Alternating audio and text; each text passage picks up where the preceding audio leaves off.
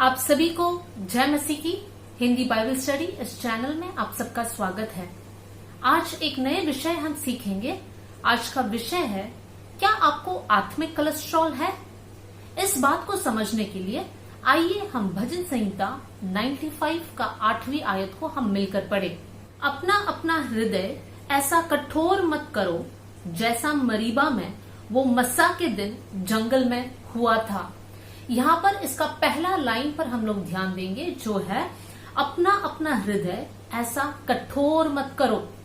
यहाँ पर हृदय को कठोर करने की बात कहा गया है। आइए हम लोग देखेंगे कि शारीरिक रीति में हमारा हृदय कब कठोर होता है। हमारा शरीर में एक सर्कुलेटरी सिस्टम होता है, हार्ट है, हृदय है और नस है, नर्व्स है। तब हमारे शरीर में हृदय से खून शरीर के हर हिस्सों में जाता है और वापस हृदय या हार्ट में आता है। इस प्रकार का एक सर्कुलेटरी सिस्टम चलते रहता है। लेकिन जैसे हमारा उम्र बढ़ता है, हमारा खाना पीना सही नहीं होने के कारण, हमारा जीवन शैली सही नहीं होने के कारण फैट का मात्रा बहुत बढ़ने लगता है, जिस कारण हमारे नसों में भी ये फैट या चर्बी जमने लगता है।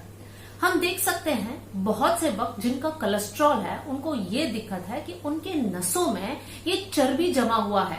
वही नस जिसमें से खून बहता है, खून आसानी से बहता है, लेकिन जिनको कोलेस्ट्रॉल है उनके जीवन में या उनके नस में ये चर्बी उनके नस के अंदर डिपॉजिट हो जाता है, जिसके कारण खून जिस प्रकार बहना चाहिए उस प्रकार बह नहीं पा रहा है, क्योंकि जो नरम नस था ये चर्बी के जमने के कारण ये कठोर हो जाता है, कड़क हो जाता है और कभी कभी ब्लॉक भी हो जाता है, मतलब खून बह नहीं पाता है, जिस कारण एक इंसान को हार्ट अटैक, ब्रेन स्ट्रोक आदि प्रॉब्लम्स होता है और एक इंसान मर भी जाता है।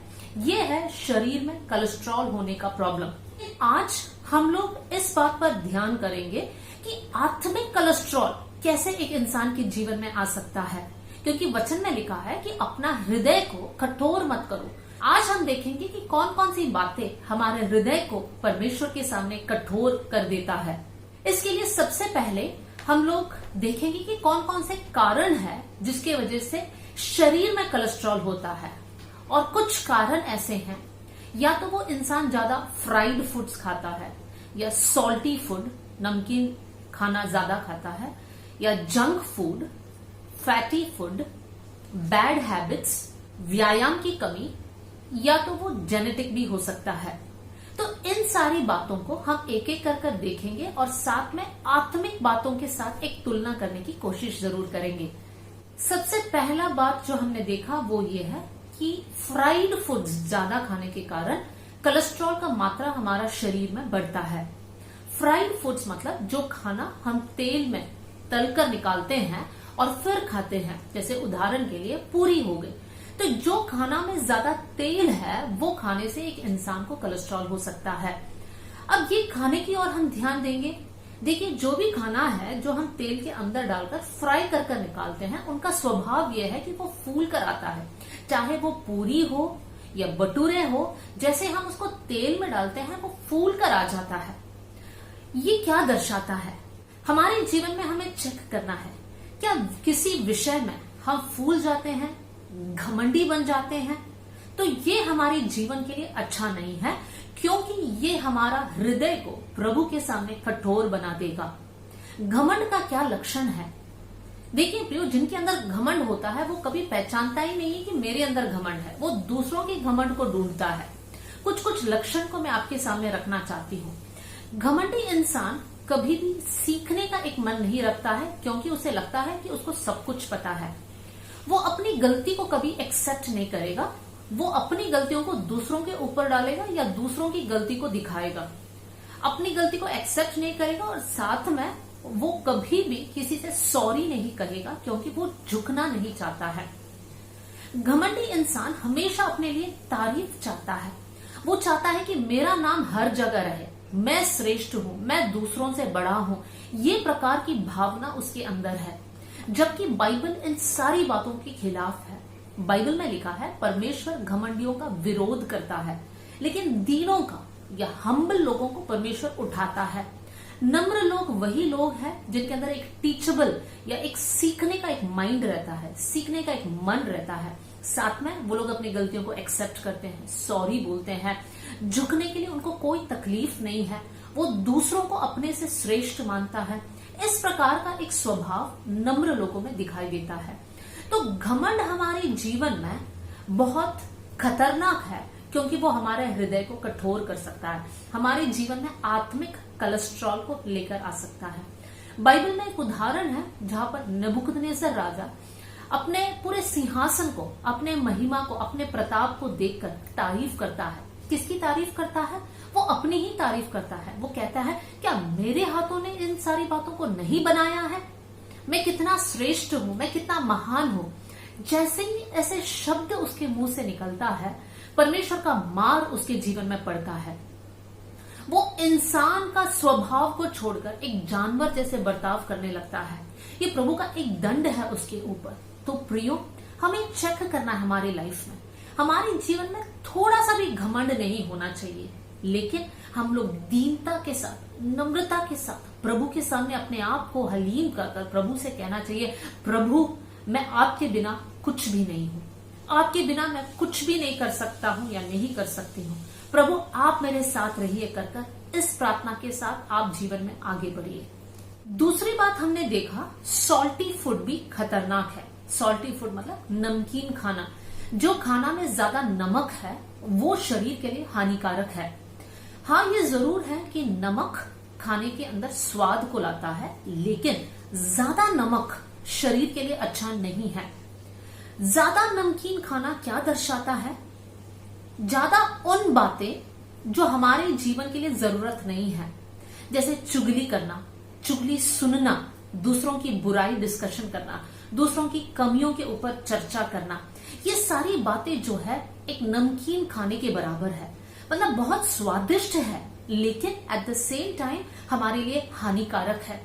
प्रियो, हमारे जीवन में क्या हम दूसरों की चुगली करते हैं? दूसरों के बारे में उनकी चर्चा करते हैं? दूसरों की कमियों के बारे में हमारे परिवार में बातें होती है? क्या आपकी कलीसिया के लोगों के विषय में, उनकी कमियों के बारे में आप अपने बच्चों के सामने चर्चाएं करते हैं? तो ये सारी बातें गलत है, क्योंकि ये आपके हृदय को कठोर बना देगा। वचन में लिखा है कि हमें अपने शब्दों पर बहुत ध्यान देना है।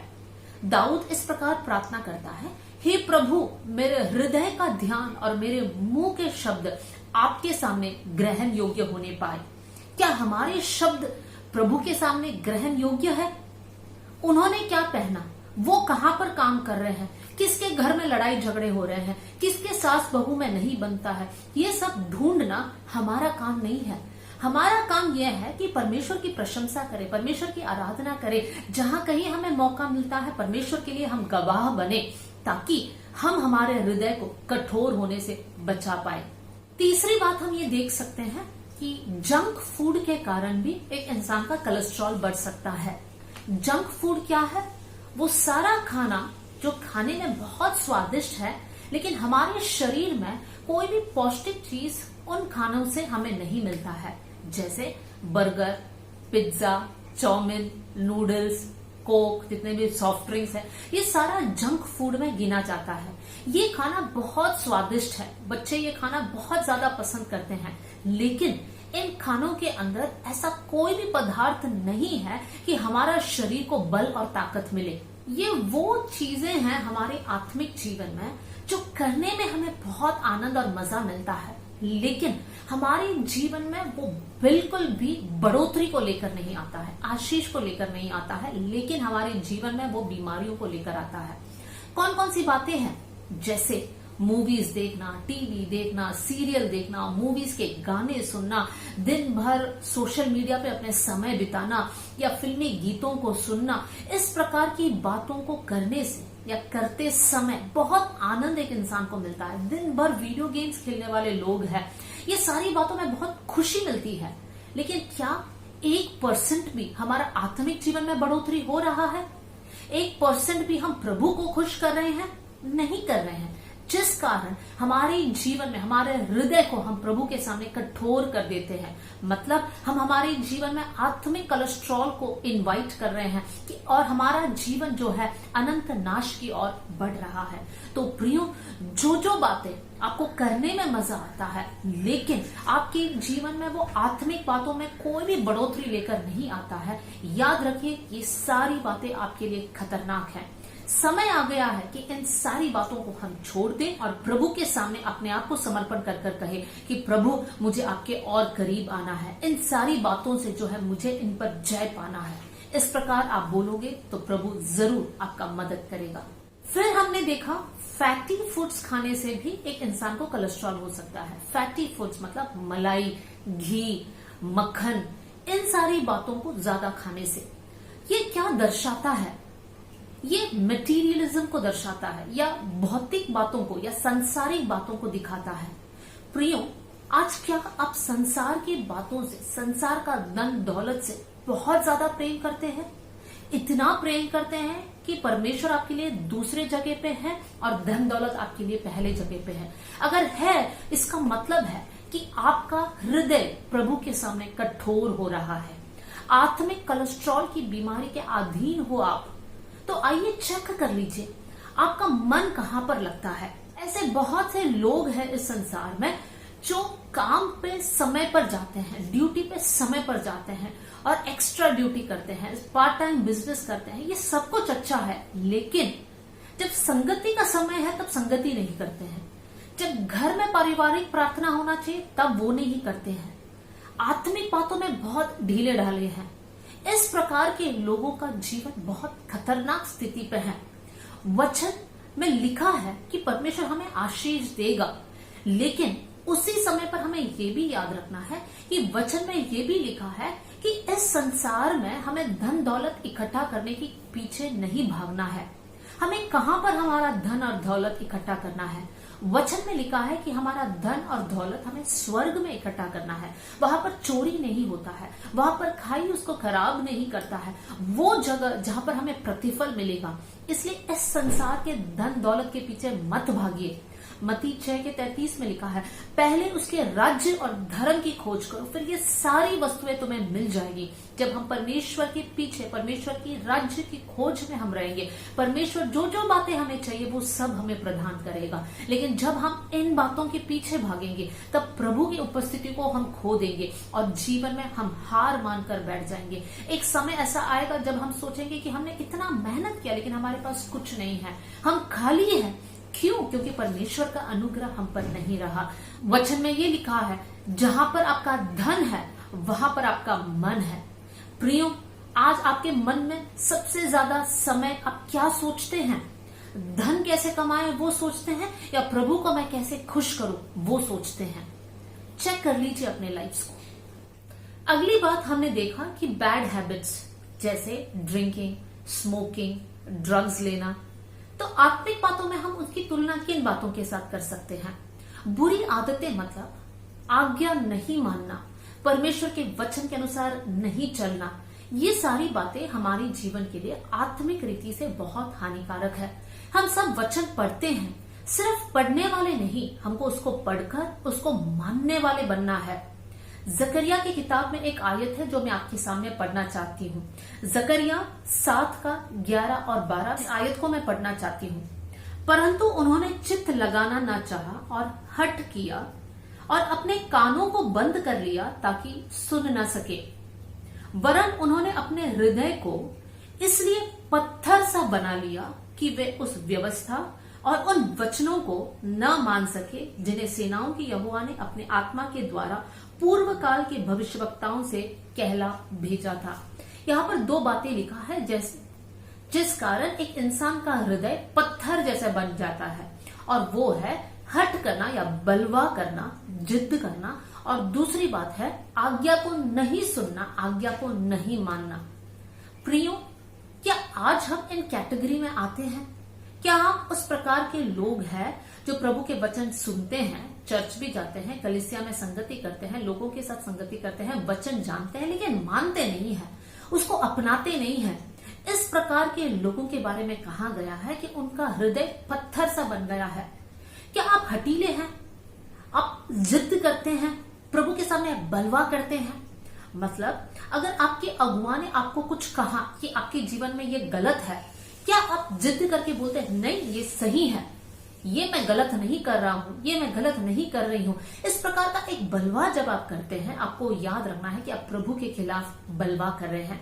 अपने लाइफ को चेक कर लीजिए, क्या अनाज्ञाकारिता है, बलवा करने का स्वभाव है? तो इसका मतलब है हमारा हृदय पत्थर सा बन गया है, आत्मिक कोलेस्ट्रॉल के अधीन है, किसी भी समय पर आत्मिक मृत्यु के अधीन हम हो जाएंगे।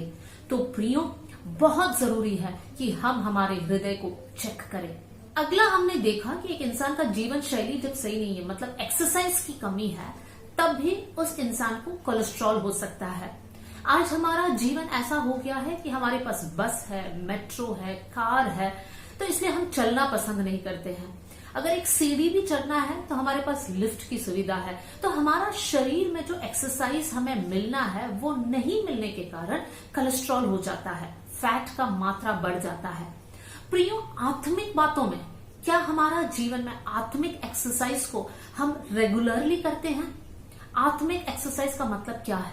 हर दिन प्रार्थना होती है, हर दिन बाइबल पढ़ते हैं, हर दिन परमेश्वर की आराधना करते हैं या नहीं करते हैं?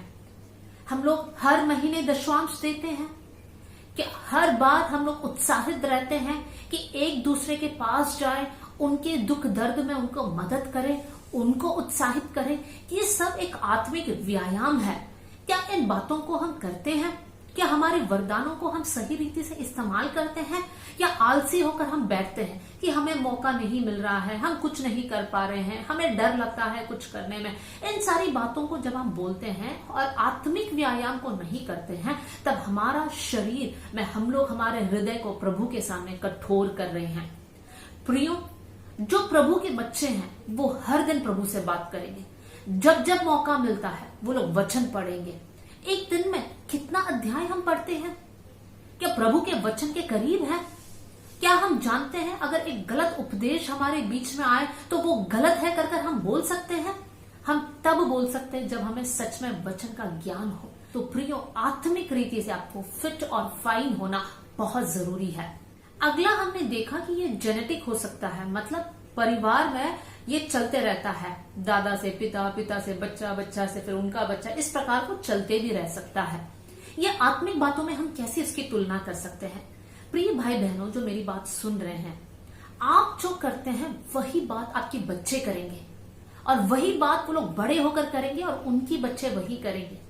क्या आपके घर में एक अच्छा पारिवारिक माहौल है, या लड़ाई झगड़े, आपस में मारना, गाली गलौज, ये सारी बातें आपके घर में होता है?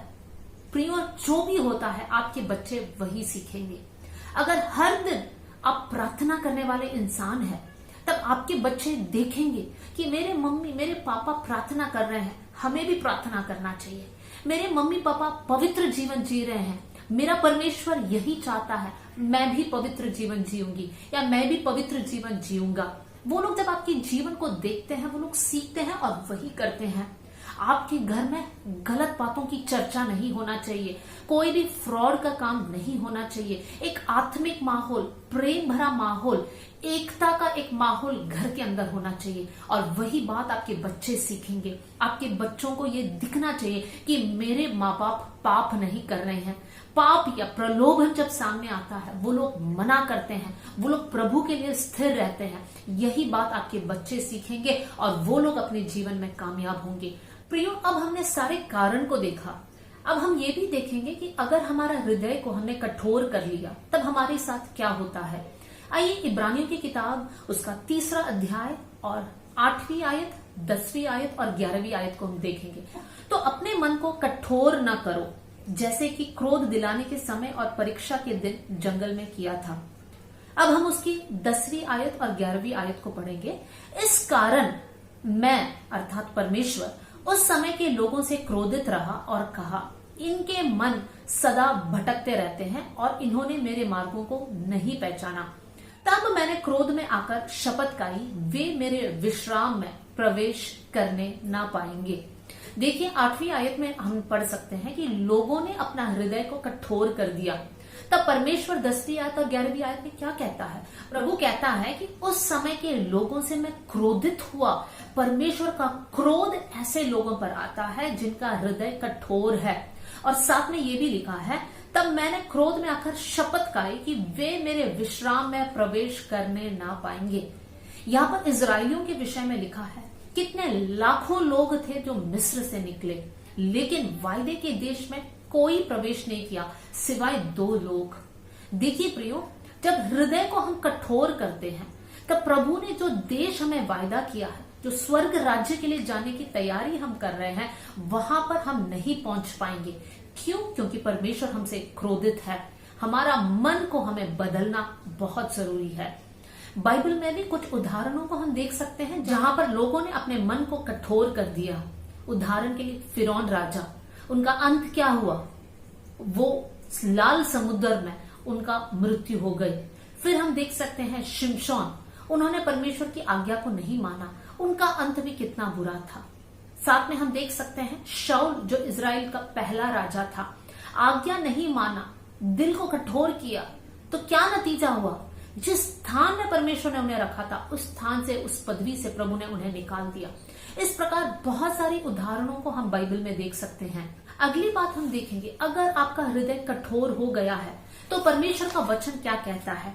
इजकियल का किताब, उसका 11वीं अध्याय और 19वीं आयत को मैं आपके सामने पढ़ना चाहती हूँ।